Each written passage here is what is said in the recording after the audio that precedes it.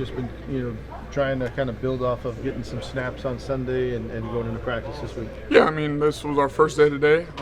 Just getting in there, new game plan. Obviously, things come quick, things come fast.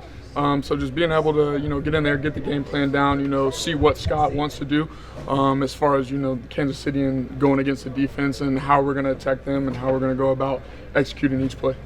What's the thing about the Kansas City defense that maybe jumps out on film from you?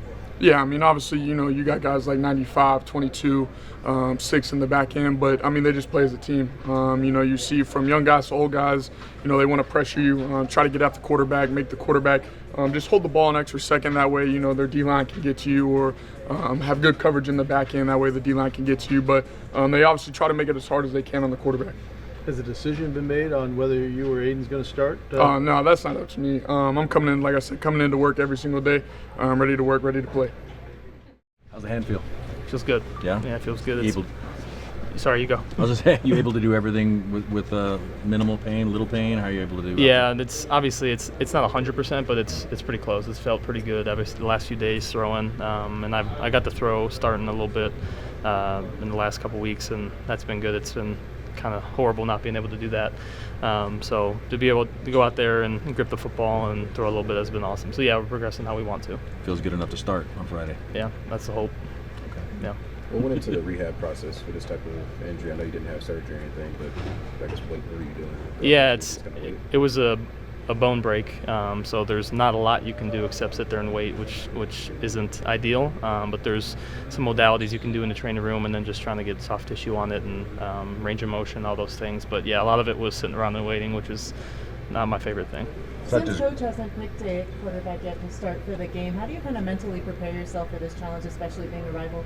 Yeah, I think obviously been in the position before where not sure if I'm going to play or not, and hoping to. And I think really whoever's here, whatever guys I've been in the room with so far, really we kind of understand that's how the game goes, and you got to be ready to play. And sometimes you don't get a lot of reps. Obviously, as a short week as is, you're not going to get a lot of reps. So just trying to be as prepared as possible.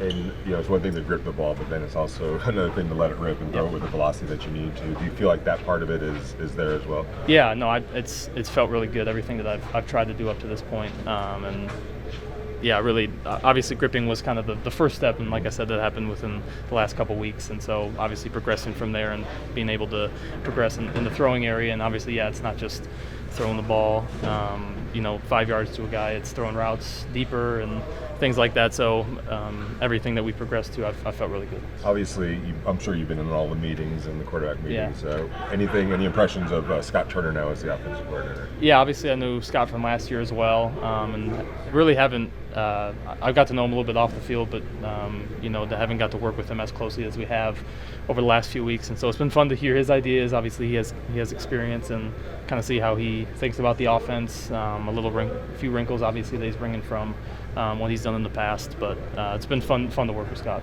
Since you were out during the OC change, from the perspective that you've had here over the last couple of weeks, what changes have you seen with the offense? Yeah, I think I thought we've been moving the ball. I thought Gardner was playing really good football and playing winning football for us, and obviously it's been a mistake or two here in terms of the whole offense, the whole team, and so I think we're trying to make the game plan, just strategize for our guys and to put our guys in the best position to make plays and do what they can and play fast. How frustrating have these couple weeks been? Just to not be able to do it. As you said, you can't even really do much. Yeah, I've been a little stir crazy. My wife's probably sick of me, but it's been fun to be able to get back and, like I said, progress over the last couple weeks. But yeah, the first part of it was tough. How much can you pull away from Christmas Day last year, just playing with the atmosphere and having success? Yeah, I think obviously that was a different team, a different year. But yeah, Arrowhead's going to be loud. The Chiefs are going to be a good team, and they're going to make you earn everything, really. And so, you can, to a certain extent, lean on what you've been through. But I think it's definitely a new year and a new challenge.